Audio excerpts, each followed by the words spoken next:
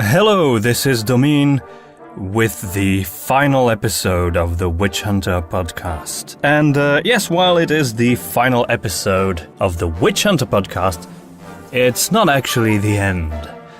Because we will remain, but we will change the name of the podcast. We will no longer be known as the Witch Hunter podcast in the future, but as the Audio Epics podcast, in order to broaden our horizons a bit, so to say. This doesn't mean that there will be no more Witch Hunter, because we still have lots of ideas for other stories set in the Witch Hunter universe, and also the idea of a sequel to Witch Hunter has been brewing in my mind for a while. But all of this is, for the future, because right now we'd like to focus on new things, new stories, new worlds to explore.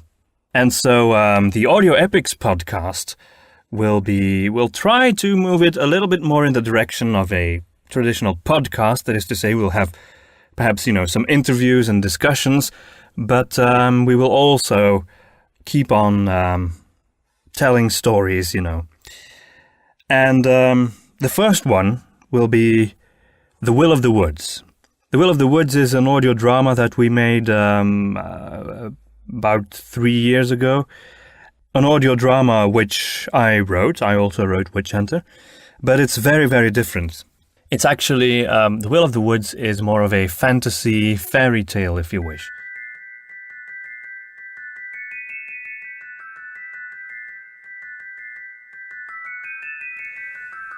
Once upon a time, there was an infinite forest.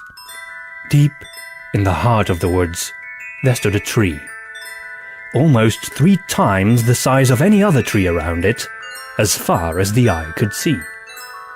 I never knew the Will of the Woods spoke so clearly to you, Marilia.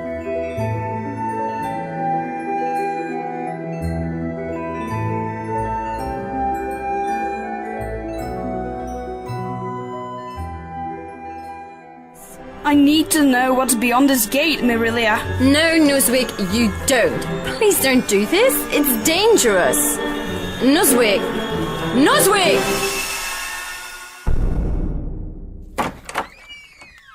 Mom! Dad! Marilia, what's wrong? Nuzwick's gone. Just a story. Saffron's stories are never just stories, you foolish elf. Be gone now. I am a wraith, and a horrid sight to behold.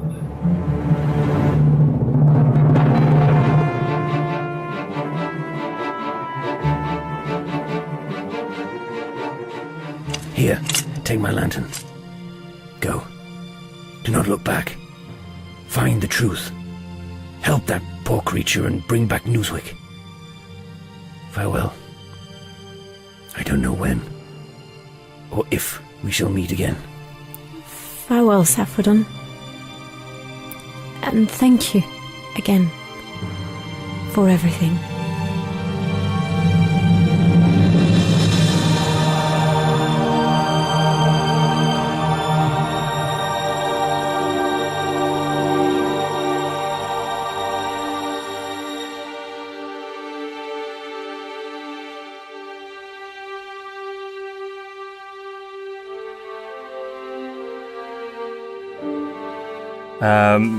This may come as a surprise, but to me, actually, I think The Will of the Woods is the best thing I ever wrote.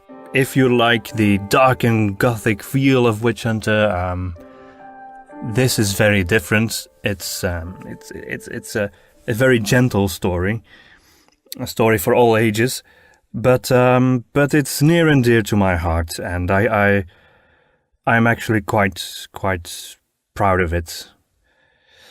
Anyway, for today we have the Appendix of Witch Hunter, which is really the history of Sevenpeaks.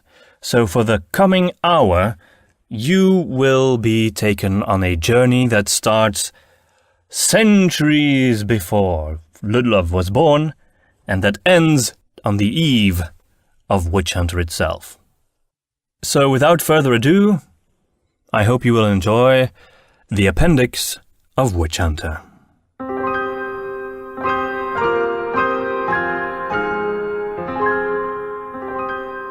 Appendix.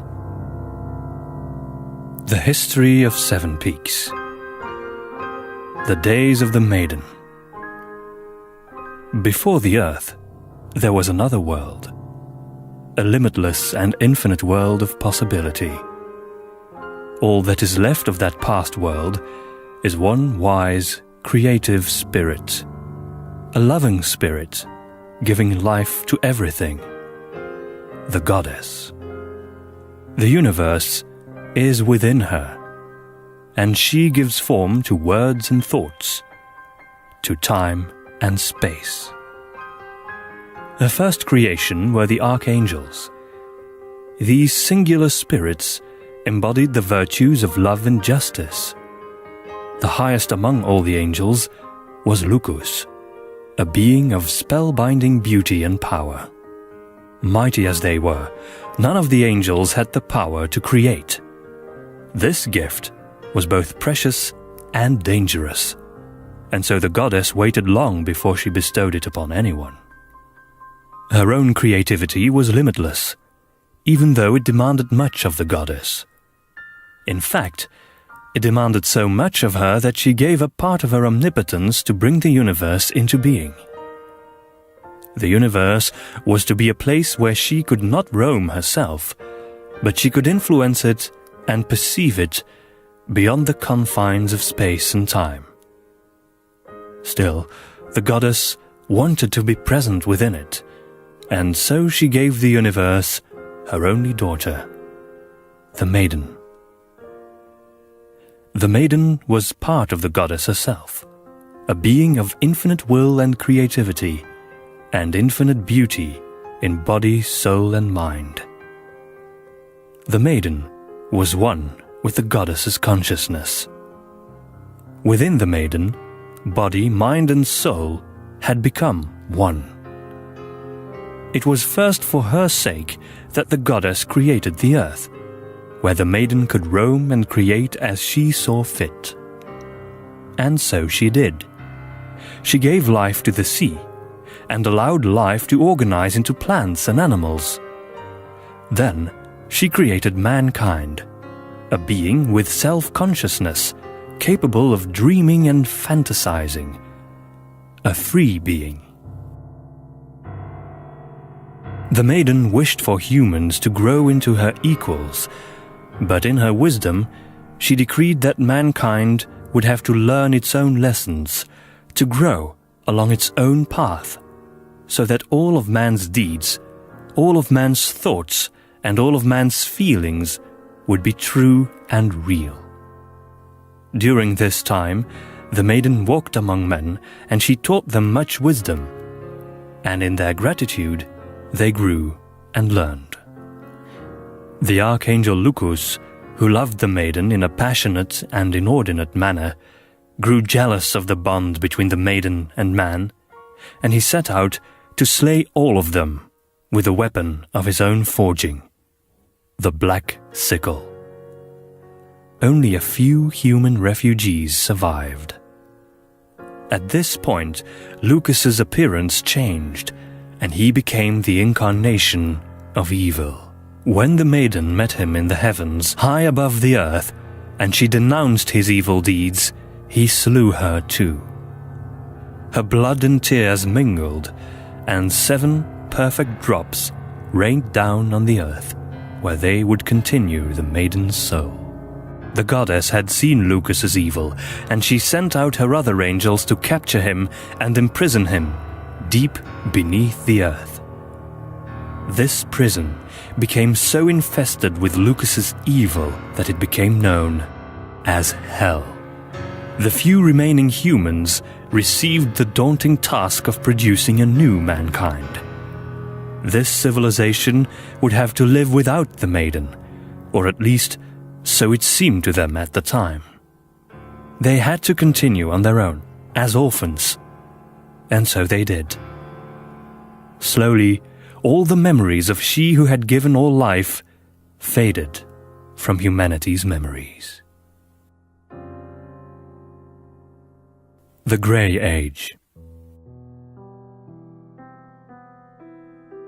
In the time that followed, man had to grow up without supernatural influences, and his faith waned, eventually dying. Human beings only believed in their own sense, and they tried to solve all problems with their heads, having forgotten their spiritual origins. It was a time of melancholy and missing, but also a time of great technological progress. Man developed agriculture and learned to tame and keep animals. He taught himself to hunt and to sail the sea. Men also split into multiple tribes, sometimes warring with each other. It was not a dark time, but it was a lonely time.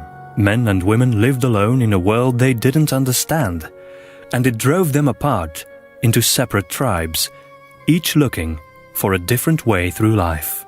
Several human tribes existed along the river Ivenon, spreading along its banks. One of these tribes were the Thots, living on the same plains where once Lucas had committed his terrible genocide with the Black Sickle. A young prince of the Thots, named Wulfen, son of Alder, felt a strange attraction to a particular mountain peak that he could see in the distance. One night, he saw the snow-capped peak bathing in the light of the moon, and the desire he felt overpowered him. He set out then and there to visit that place. He left all alone without any preparation and without alerting any of his kinsmen. He traveled for 3 weeks. His journey was a difficult one, but he persisted. When at last he reached the top of the mountain, it was a bright night under a waxing moon. When he set foot on the snow-capped top and surveyed the quiet world below him, Wulfen experienced a spiritual revelation. He was unaware of it, but this was the same mountaintop where the maiden had once stood to watch the unfolding of her creation, where she had cried the silver tears that had driven Lucas mad with desire. Wulfen was the first man on earth to visit that place, and he was the first to feel the deep strength that lived within. A sense of longing for something lost, even though he had never known it in his lifetime, swept him up. He opened himself up to that unknown force and spent the night there in the snow and the moonlight. He was cold and exhausted, but his heart was full of joy. When the morning came, a new strength lived within him. He descended from the mountain, and while walking over the plains that lay between the mountain and his tribe, he met a wolf. It was not an ordinary wolf, but a huge and beautiful animal with eyes of luminous green.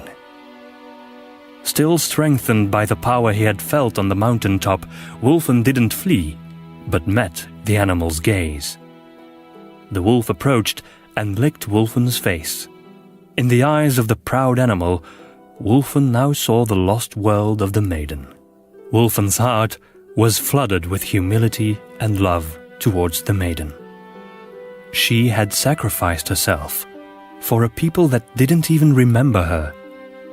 Knowing her, Wulfen felt himself stronger, happier, and more fulfilled than he had ever been before. He decided that his tribe deserved to know the maiden as well. The wolf then spoke to Wulfen in the language of thoughts, and told to him to be a prophet to his people and to teach them the true history of the maiden. Wulfen wavered, certain that no one would believe him. But the wolf said, "I will teach you the language of the ancient world, when the maiden lived among mankind. That world I name Arcania, and its language is Arcanic. In its words you will teach your people what no other language can teach." What Wulfen learned from the wolf was the language of magic, the gift to raise up the spiritual essence from within the material world. Armed with this new ability, Wulfen returned to the tribe where his people, the Thots, lived. Wulfen's father, Alder, had died while Wulfen was away, and his younger brother, Erold, had taken over the wooden throne in the hall. Erold was not pleased to see his elder brother, for he feared to lose his throne. Wulfen didn't speak of thrones, though, but he told his brother of Arcania and the maiden. Though he mourned his father, Wulfen's heart was still full of joy for knowing the maiden. Unfortunately, Erold was not interested in Wulfen's strange stories. Then Wulfen spoke Arcanic to his brother and showed Erold what the language could do. With mere words, spoken softly, Wulfen cured a woman dying of fever. He set fire to a dying pyre, and he commanded a strange horse to carry him. Erold found his brother's new abilities dark and abhorrent, and he refused to allow the Arcanic language among his people. Wulfen accepted Erold's will and said, "I will make a new land to the south, in the valley between the mountains and the wildwood, along the river Yvenen. I will call that land Yvenenborg. Whoever wishes it may join me."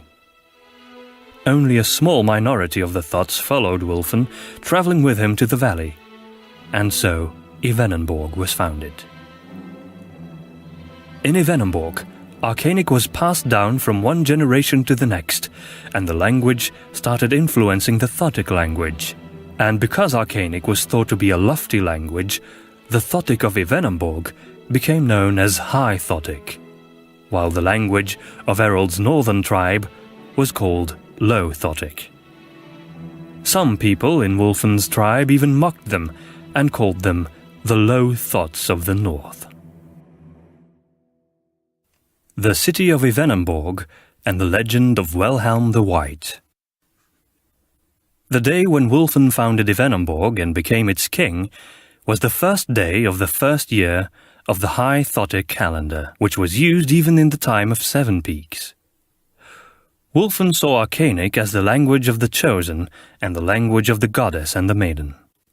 He taught his followers the history he had seen in the wolf's eyes and the great power that he had unleashed in learning the Arcanic language. Thanks to the blessed abilities they came to know, the people of Yvenenborg learned to grow the richest crops and catch the best fish, more than they could ever need for themselves, and so they bartered with the people of the East, the Parslavanians.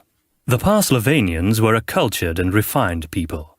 Their king was Vrosniak, a proud and cruel man who coveted the ever-growing success of Yvenenborg and its people. He sent out his best spies and disguised them as citizens of King Wulfen's people. And so the spies discovered that the secret of Yvenenborg's success lay in Arcanic. Beyond that, they learned two more important facts. First, Vrosniak's spies found out that not all Yvenenborgians were capable of commanding the secret of Arcanic. Many were perfectly able to learn the language, but not its magical strength. Then there were also those who were slow to learn the language, but were able to conjure masterful spells. Secondly, and more importantly for their purposes, the spies learned that many believed there to be a dark magic as well. Since Wulfen had taught his people that the maiden had been slain with Lucas's black sickle, itself a weapon of magic, there had to be an evil magic that commanded that weapon. When Vrosniak heard this, an evil plan began to ferment in his mind. He sent his wisest and most talented spies to infiltrate into the very heart of Wulfen's kingdom, where they would learn the Arcanic language. Then he would tell those spies to commit great but horrible deeds using their magic. That way, he planned to discredit both the Arcanic language and the magic connected to it, so that all magicians would flee to Parslavania, where they would be safe, and he would be able to use their gifts to his advantage. So he would reach his ultimate goal, which was to make Parslavania greater and more powerful than Yvenenborg. The plan failed, because no matter how hard they tried, the spies he sent were incapable of producing magic, even when they learned to speak Arcanic perfectly. Frustrated, Vrosniak decided to leave the situation as it was. Trade with Yvenenborg had made the Parslavanian tribe richer than it had ever been, but still it was not enough for Vrosniak, because Yvenenborg had more.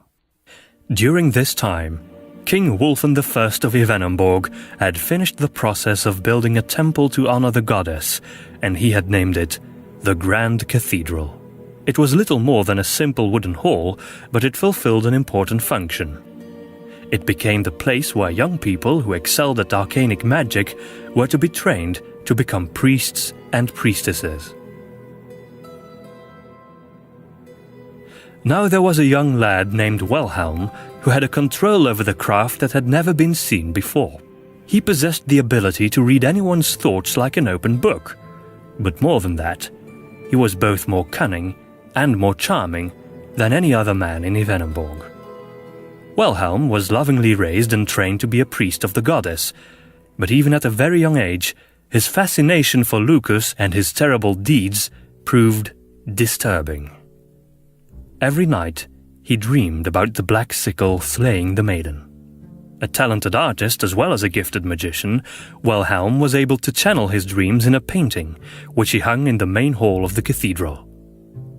The painting represented the precise moment of the maiden's death, in exquisite and unnerving detail. The elder priest let young Wilhelm go about his business, impressed with his craft as they were. Nevertheless, in their hearts, the presence of this dark moment, and in particular the horrid depiction of Lucas that Wilhelm had painted, frightened them. The painting showed Lucas with eyes like glowing embers, looking directly at anyone who faced the artwork. Out of those eyes emanated a raw, unformed, but unspeakably powerful will, a will of evil. One day, Wilhelm was wandering through Evenenborg, and he heard the thoughts of Vrosniak's spies, and so he learned what their assignment had been. Wilhelm's initial intent was to report the spies to Wulfen and his priests, but he was curious and intrigued, and so he decided to follow them at a distance to find out more. That is how he learned that Vrosniak's spies were already working at unraveling the secrets of the dark forms of magic. Wilhelm had never considered the dark arts, but when he heard about it, his inquisitive mind was eager to learn more, and so he kept spying on them and experimenting in secret. Vrosniak's spies remained stuck in theory, unable to actually perform any magic, but unwittingly, they were training a far more powerful mage than themselves in Wilhelm. He tried small things at first, like starting subtle fires in the field, or asphyxiating small animals, fascinated by the awesome power he had never experienced before in the arcanic language. And while he kept it to himself, his great will became fell and evil, and his painting reflected it. Even though Wilhelm left the painting untouched, it had become even more disturbing than it already had been. Wilhelm felt strangely drawn to his own creation and spent hours just looking at it every night. Whenever he did, he felt an exciting power rising up within him. Simultaneously, he experienced a gaping abyss opening up within his soul.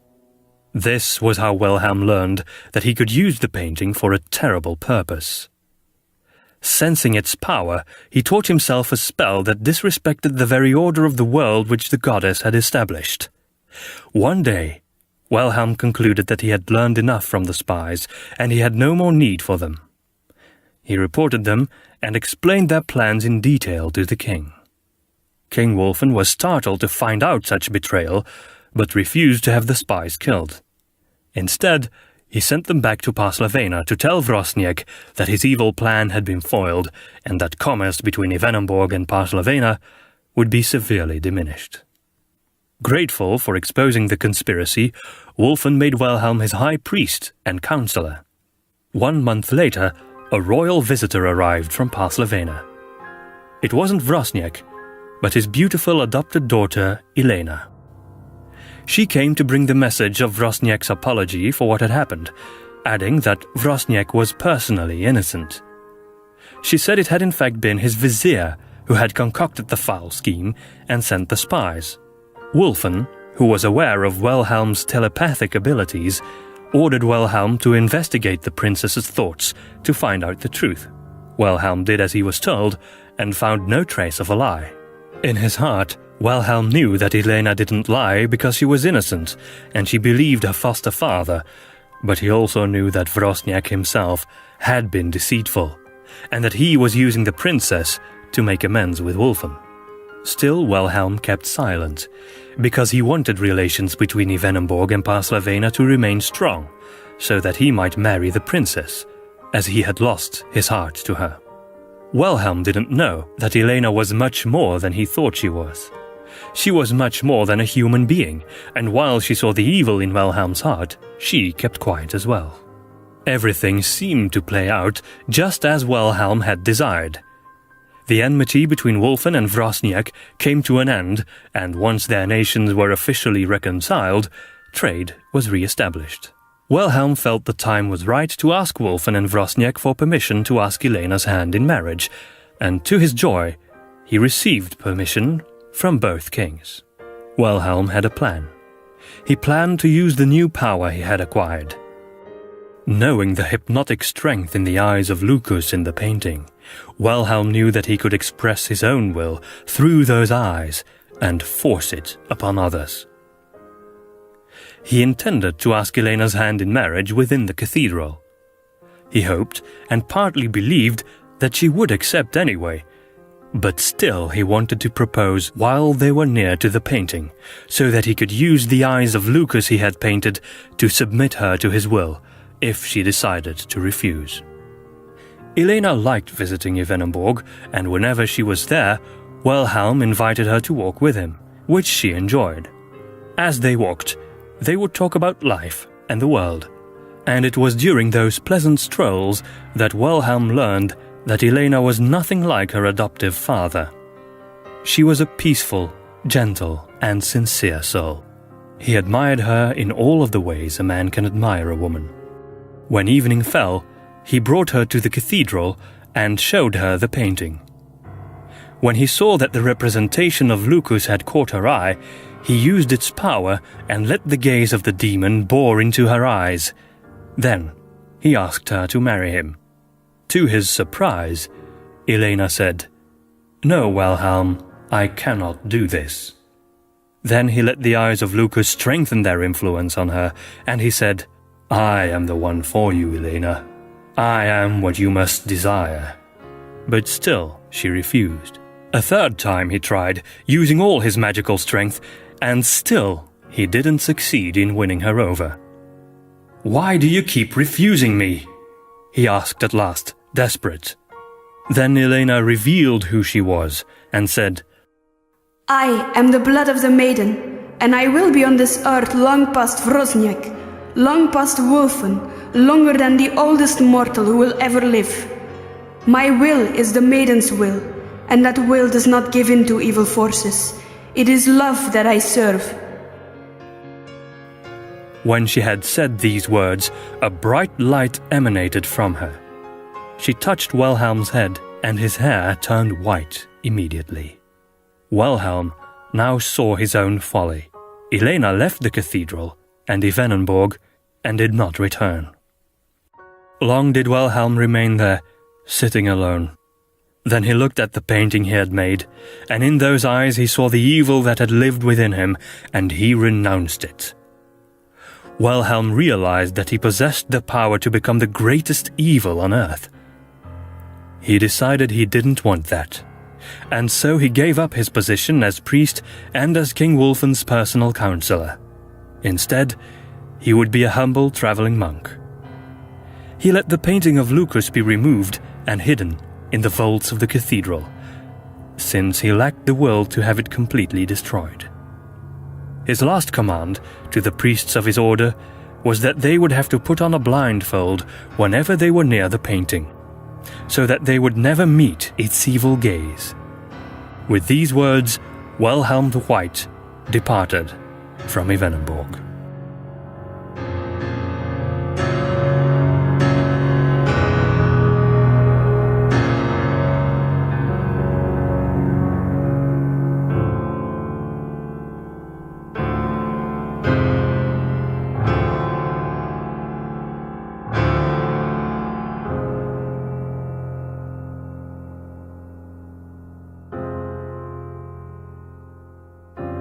The Midwinter Invasion.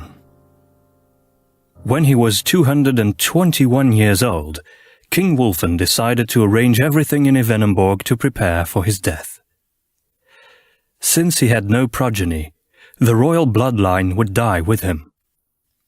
Wulfen decreed there would be no more king to follow him. Instead, the powers of Evenenborg would be divided among the wise. Wulfen handed over most of his secular authority to his trusted knight, Sir Ulrich One-Eye. Ulrich was now granted the title of Mayor of Evenenborg. The church would be reorganized as well. At its head would be a cardinal, and for this position Wulfen chose Klevig I. Several young orders of monks and sisters received much support from Wulfen in order to continue after his death. The orders were kept free to organize according to their own beliefs, as long as they remained true to their mandate. The grand reorganization of Evenenborg would be put in effect right after Wulfen's death. It was a beautiful summer evening in 221 HTC when Wulfen died. Afterwards, there were some who claimed that on his deathbed, Wulfen had predicted the fall of Evenenborg, but officials vehemently denied those rumors. Evenenborg developed into a great civilization, second only to Urba Classica in the far south.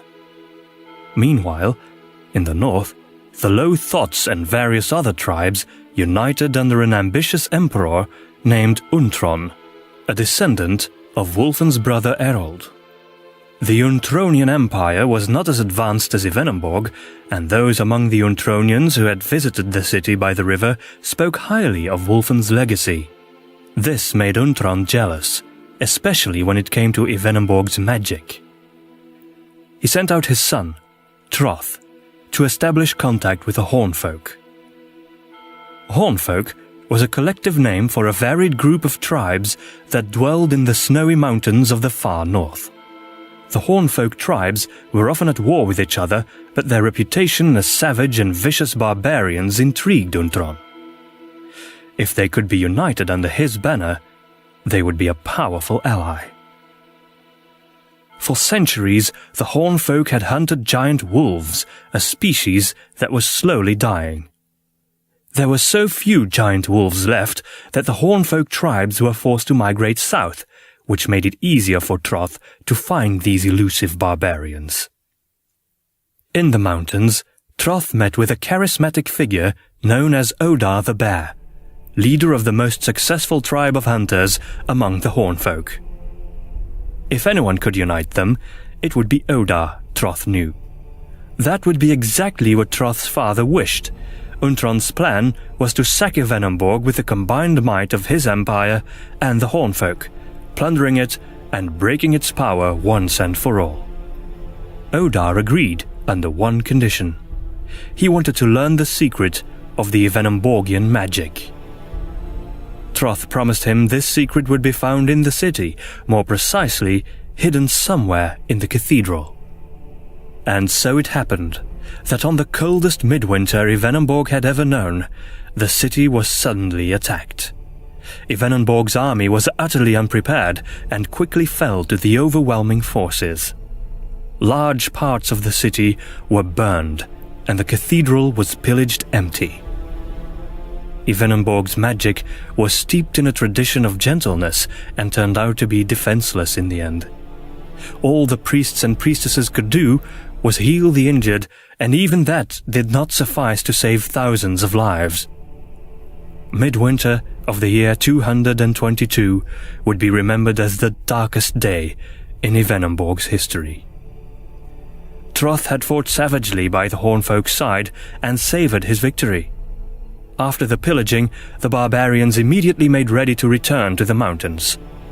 Odar thought he had found the secret of the magic, when among the spoils of war he had found a painting that emanated a great and terrible power. Troth had seen the painting as well, and the eyes of the demon it depicted had mesmerized him. On the eve of the barbarians' return to the north, Troth snuck into Odar's tent and slit his throat. Then he stole the painting. He took it aboard a sailing ship and travelled up the Yvenen towards Untron. Before he could go far, he was cornered by Evenenborg troops. Fearing capture and execution, Troth made a terrible decision. Having seen the unknown demon in the painting, he decided he would contact it.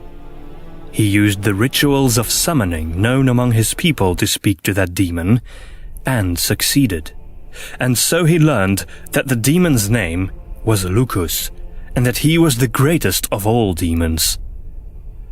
Troth asked Lucus to save him, and Lucus said, I will give you immortality, but first you must vow to serve me forever. Troth believed this to be a fair bargain. Once he had made the promise to serve Lucus forever with all his heart, and he had spilled his own blood to swear it, he threw the portrait into the river. The Evenenborgians had almost captured Troth's ship when the entire stream turned black as tar. Out of the water appeared a towering claw that destroyed all of the ships, including Troth's. Then it took hold of the murderous prince and dragged him down into the water. The next morning, the river was clear once more.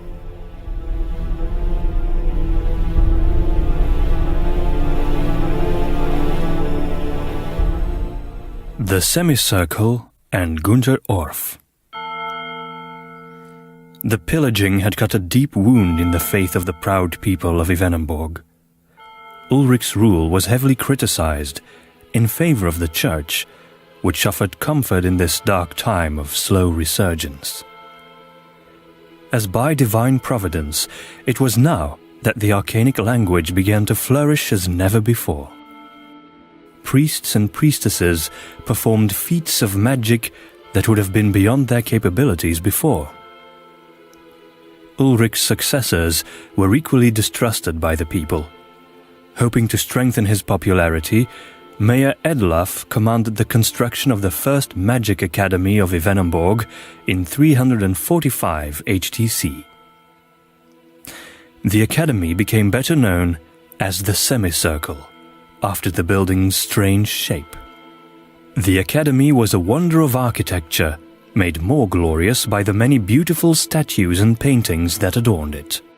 Officially, it was to be a place to learn magic in a more liberated way, away from the restrictions and religious limitations of priesthood. In reality, it was an effort on the mayor's part to draw away power from the church and towards the secular government. Talented young people flocked to the semicircle, which launched many an impressive career in all branches of society. The talent of the mages was employed in seafaring, the military, art and architecture. Official mages were highly esteemed and treated with reverence by all. Only the gypsy mages, who had nothing to do with the semicircle, focusing instead on curing simple ailments and predicting the weather, were mocked as amateurs by the sophisticated adepts of the academy. And so Evenenborg grew into a more powerful city than it had ever been before.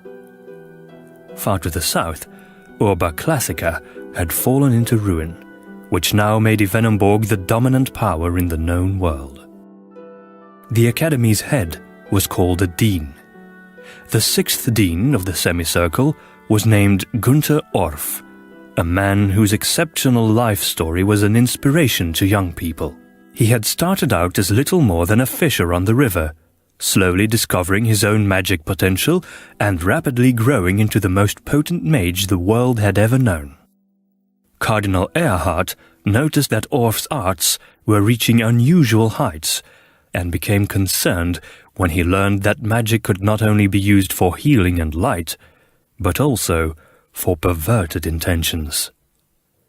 Gunther Orff enjoyed exploring the limits of the knowable and the moral by creating bizarre mutations in harmless animals.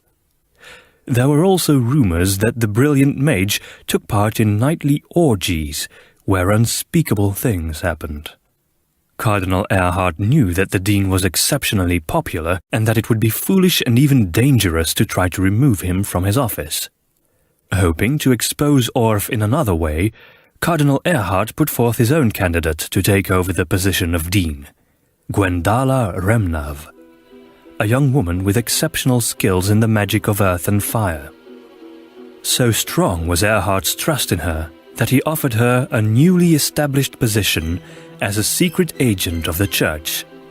She would be the first and foremost member of the Inquisition, an order that would play a decisive role in the city's history.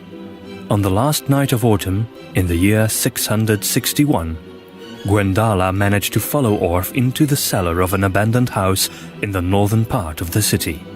There, Orf was the star of a truly perverted feast. It was a masked ball, which allowed Gwendala to mingle unnoticed among the revelers. She witnessed how Günther Orf used live babies to entertain his audience, unleashing horrible spells on them. He turned their limbs into squid-like tentacles, he gave them monstrous voices and let them recite blasphemous texts, and even submitted one to a fire that burned with searing pain but left no wounds. Gwendala, who was herself a mother, was so shocked by what she had seen that she could no longer suppress her feelings and allowed her fury to drive her. What followed was a duel of magic such as the world had never seen. The cellar where the confrontation began was quickly destroyed by Gwendala's fire spells. It then continued into the streets of Evenenborg itself. Orf, whose powers were focused on conjuration and mutation, brought forth ever more frightful foes, while Gwendala had the very earth shake on its foundations. The entire city watched in astonishment as the titanic clash continued. When Günther had cornered his enemy at last, it was revealed that he was possessed by the spirit of Lucus. At this point, Gwendala sacrificed her own life to remove this evil from the world. Orf countered her with a terrible spell of his own. Their magics clashed, and in that final conflict, so much raw magical force was released that the earth itself split, and an enormous chasm came to be, dividing the northern half of the city in two parts. Günther Orf had been defeated, albeit at a terrible cost. The consequences of the magic explosion were disastrous. Whole streets had disappeared into the chasm, and even in the surrounding area the damage was enormous.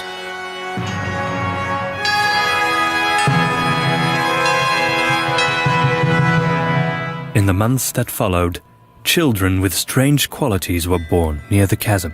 They seemed to be allergic to bright light. Their skin had a pale grey hue, and their deep eyes were entirely white, though they could see well, especially in the dark. These children spoke little and never laughed. Sometimes they would tell their parents about their horrible dreams, and whenever they did, bad things happened soon after. The children so unnerved the people that they were eventually banished to live at the bottom of the chasm. Those parents who refused to leave their children were forced to join them into that gloomy place to live out their lives far from the light of the sun. The depths of the chasm were never visited, and eventually everyone called them the Ghost Streets, where the lost children lived, scarred forever by a magic that they had never invited into their lives. Now all of Evenenborg had seen what terrible things magic could do, and how only the Cardinal's insight had stopped its horror.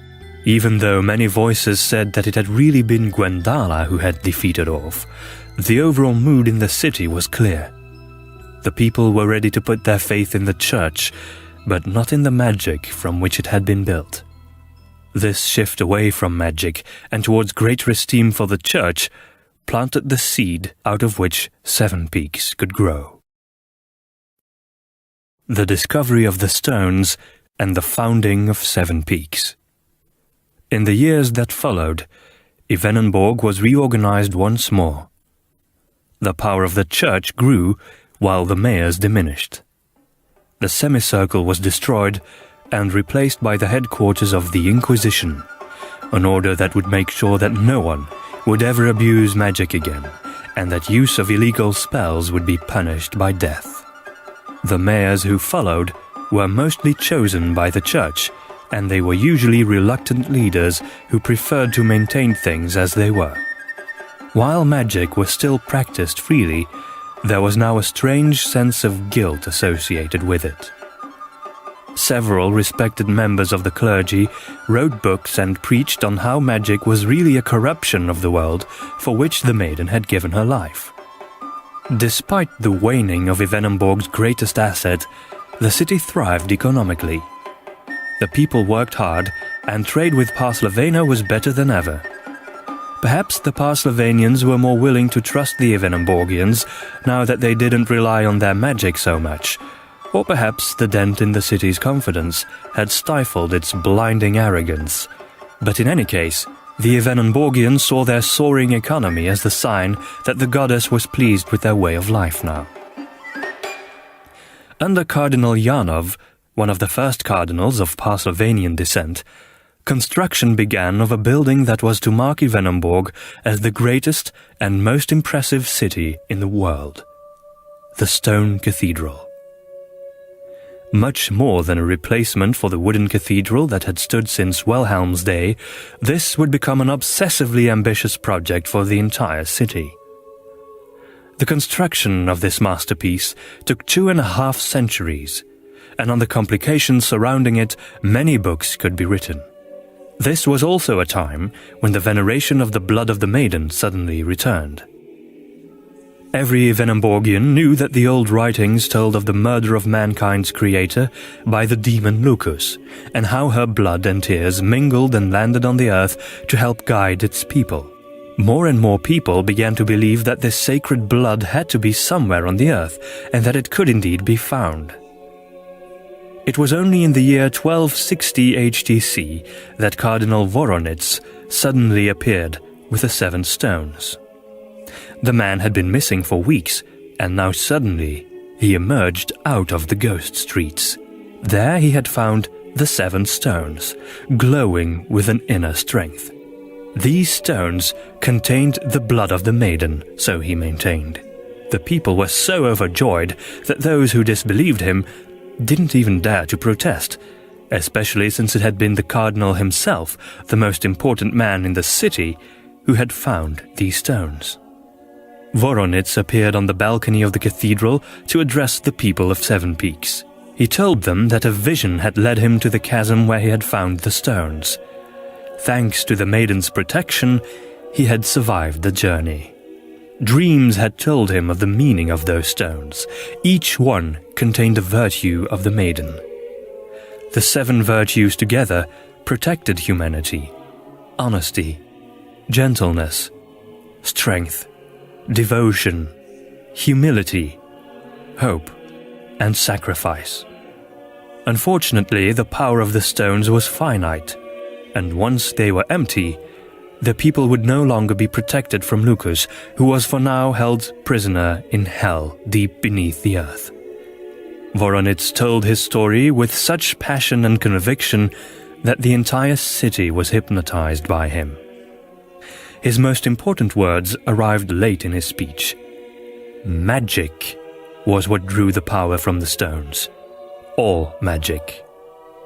Any spell, no matter how small, took away a tiny little bit of the life force in one of the 7 stones. "It would be best if magic were no longer practiced," he said, "in order to protect mankind from the devil." Since so much magic had been used in the centuries that had passed, the danger was quite real that it would soon be too late. This day would later be known as Remembrance Day, which was the day when Ivenenborg ceased to be and became Sevenpeaks. Never before had an ambitious project of architecture been finished so quickly and so perfectly as the construction of those 7 peaks. In the year 1277, their construction was complete. The goddess's grand cathedral was now surrounded by 7 tall, thin spires, slightly leaning outwards like pins pricked into a cushion. In the top of each of these spires, a ghostly orange light shone day and night. The light of the 7 sacred stones, those holy relics that now commanded the reverence of the entire city. During this time, the importance of the Inquisition grew exponentially. The Witch Hunter Order, as the Inquisition was now called, was given the task to restrain magic as much as possible. At first, this meant severe punishment for unwarranted use of magic, but more and more, magic itself began to be seen as evil, and worse, as something inherent to a person. And so the first careful whispers of a solution began in the upper echelons, and those whispers turned to explicit words, and those words would later be turned into screams. The Magicide Act. The Magicide Act was carried out in the year 1777. Near the end of the summer of that year, Cardinal Falkenberg's health had quickly begun to fail, and he had not appointed a successor. It was said that Falkenberg believed himself to be the last cardinal of Sevenpeaks, a rumor that deeply concerned the clergy and the nobility. That concern only grew when a terrible fire struck the city. During this fire, Lord Adomir died, a high-ranking member of the Witch Hunter Order. Rumor had it that a cult of dark magicians, known as the Black Sickle, had started the fire. To make matters worse, the high society of Sevenpeaks was visited by a dark apparition within the mayor's mansion. This being announced that Lucas would be returning before the coming of the winter to exact his vengeance on the goddess, unless the stones could be kept safe from the misuse of the magicians. The appearance of this visitor was what ultimately prompted Lady Hoskiv, the Grand General of the Witch Hunter Order, to put the Magicide Act in effect. Every mage and every book of magic would be burned. Only one man dared to protest: Ludlov, a man unanimously praised for his willpower, a man known as the greatest of all witch hunters.